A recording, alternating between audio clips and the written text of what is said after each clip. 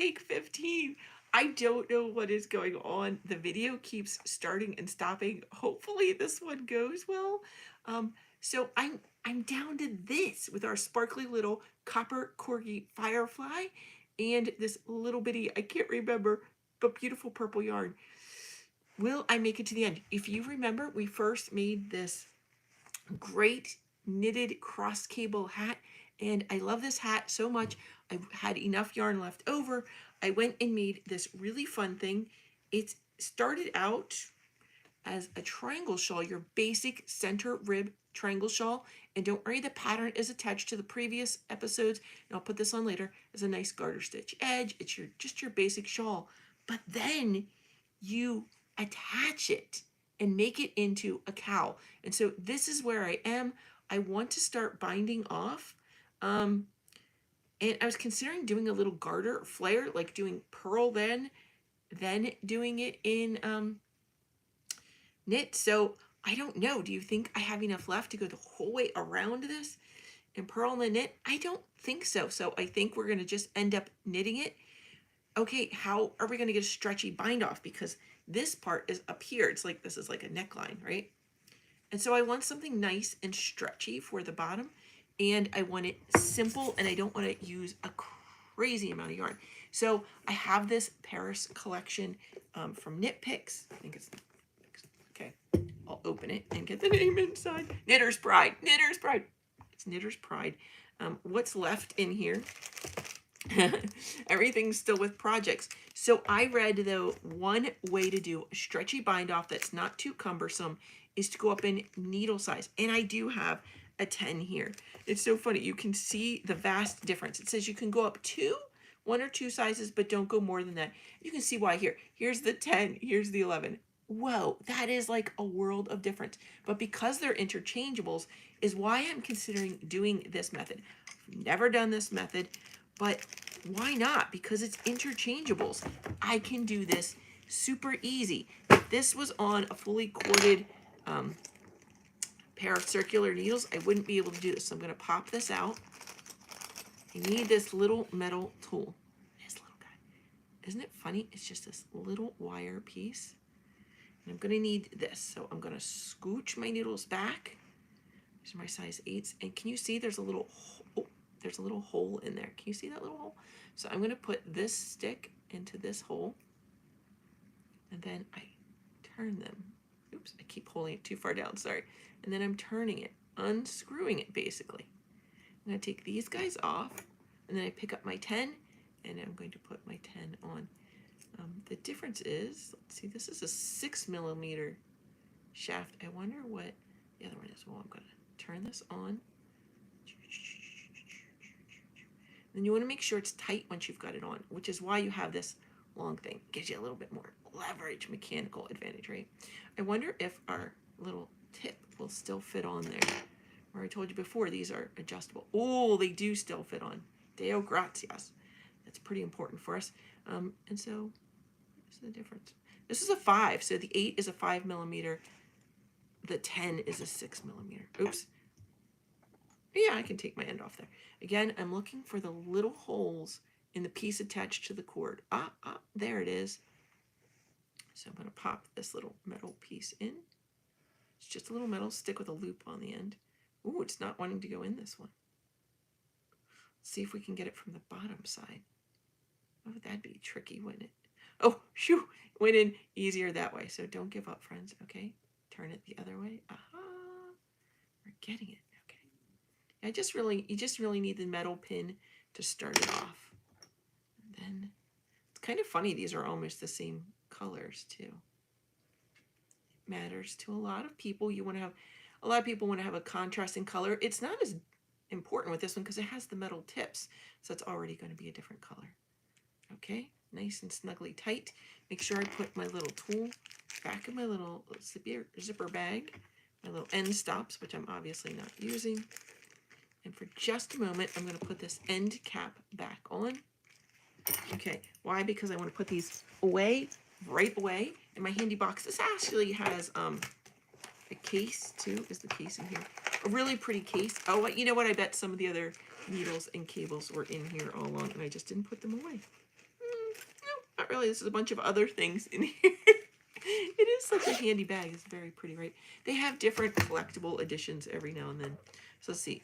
11, 10, 9. This is where the 8s go.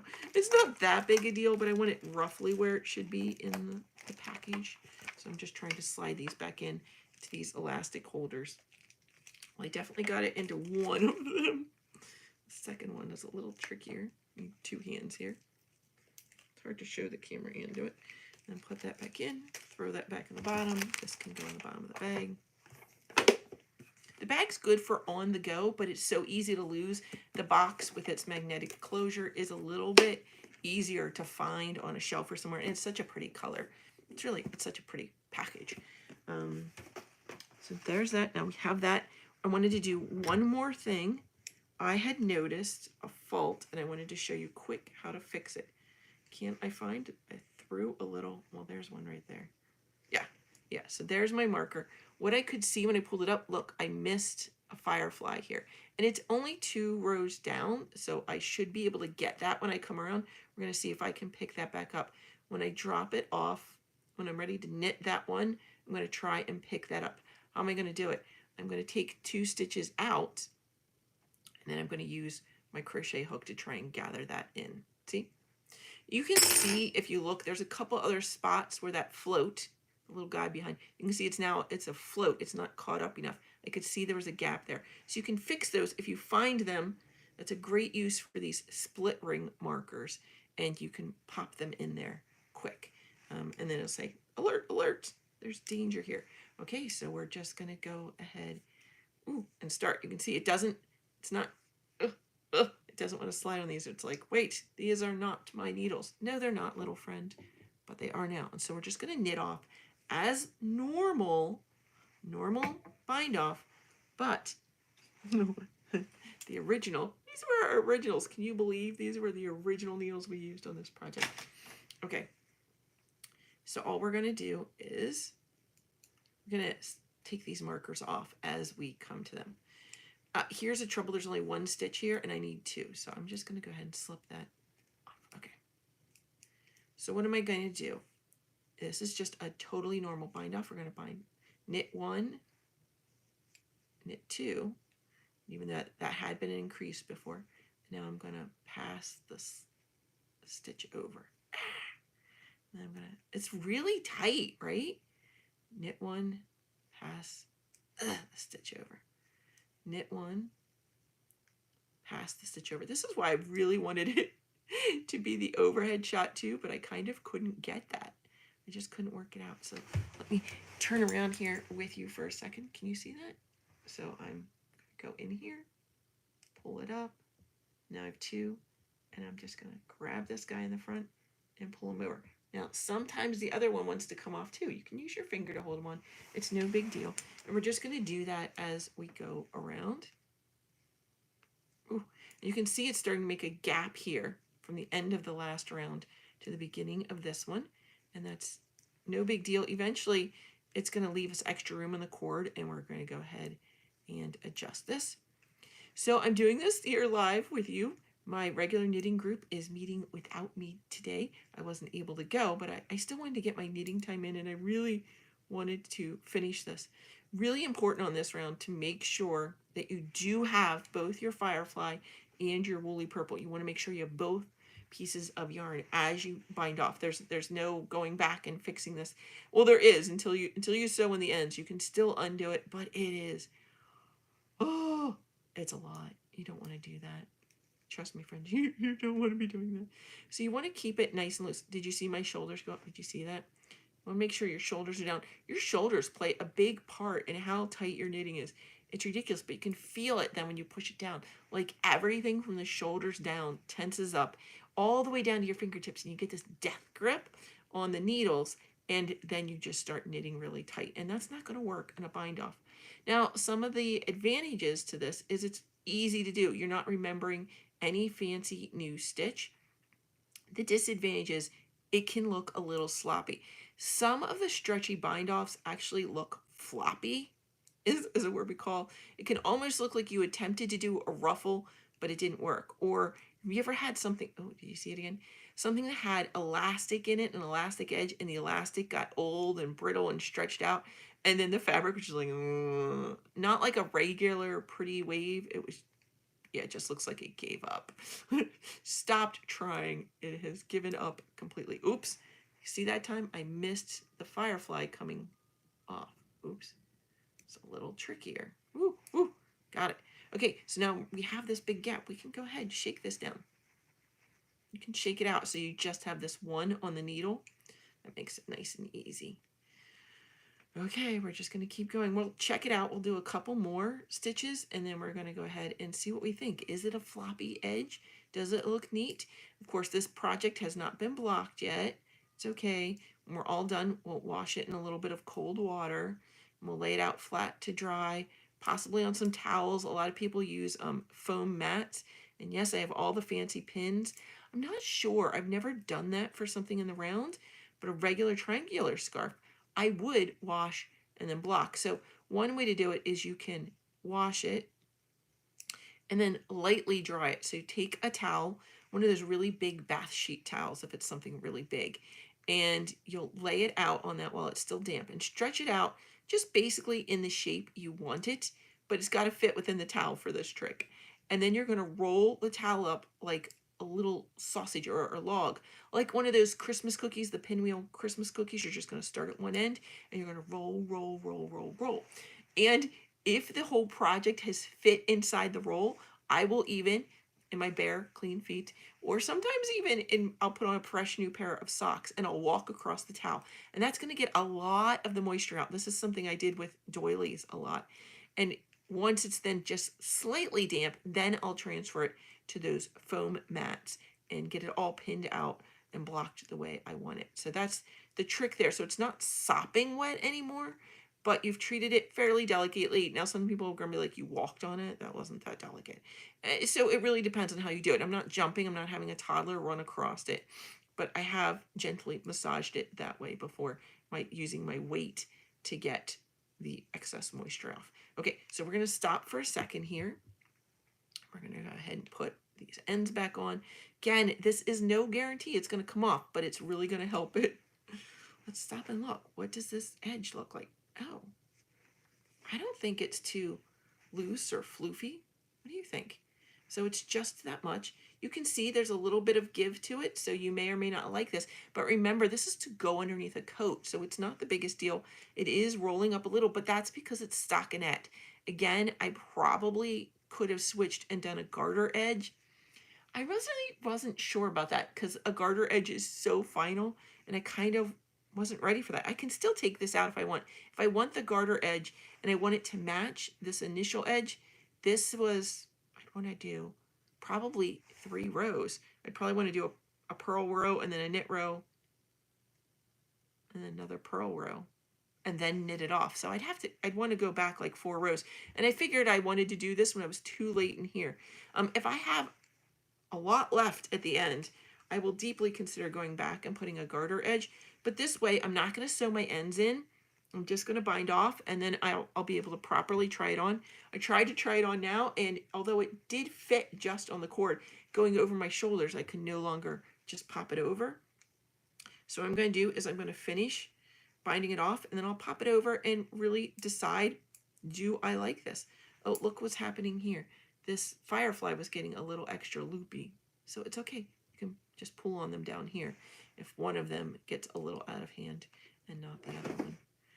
So we're just going to keep going around. I'm trying to do it nice and quick, but if I do it too quick, then those shoulders come back up. I'm all tense again. This is kind of crazy, right? And you don't want it so loose that you're like, watch, you're like stretching it way over and making a giant loop there. You do want them to be fairly even, and you can see that as you go along. You can stop and look. Yeah, they're pretty even. It's nice. It kind of gives it like a braided looking edge, but you're not really going to see that. Again, it's going to be under my coat. I don't know that I'm going to just wear it by itself. I'm going to pop these over in the bag. They're trying to roll around. I didn't have a yarn bowl in this room. I was just using that paper bag. There's not much left of the paper bag as I've drug it all around for, what, a month? Yeah, a month. It's been just over a month I've been carrying that around. So I'm just going to keep going along. And you can see, remember I said the one yarn was getting a little out of hand? Yeah, what's up with that, Mr. Firefly? So now I am going to go back. I'm going to grab him. Why is he getting out of control? I don't know. It's okay. Pull some of that extra back. Give it a little extra wind. I know it's painful for some of you to see these wound in a ball, but I was on vacation and didn't have a winder. I forgot to ask the shop to cake it. Look, this totally dropped off the needle, but I could slip it back on. All I did was wrap the hanks around one at a time, around 2 chairs that I spaced just enough to keep them taut, but not, wanted enough to keep the loops over the backs of the chairs, but not crazy tight, not crazy loose. So it's just there and just barely staying up on the chairs. And then you can run around the chairs. If you have a nice tall husband and the chairs are short, that's the key. It's really nice when the chairs are short, because then you can just stand above them and wrap them really easy. But if you have somebody really tall in the house, they could probably do that as well.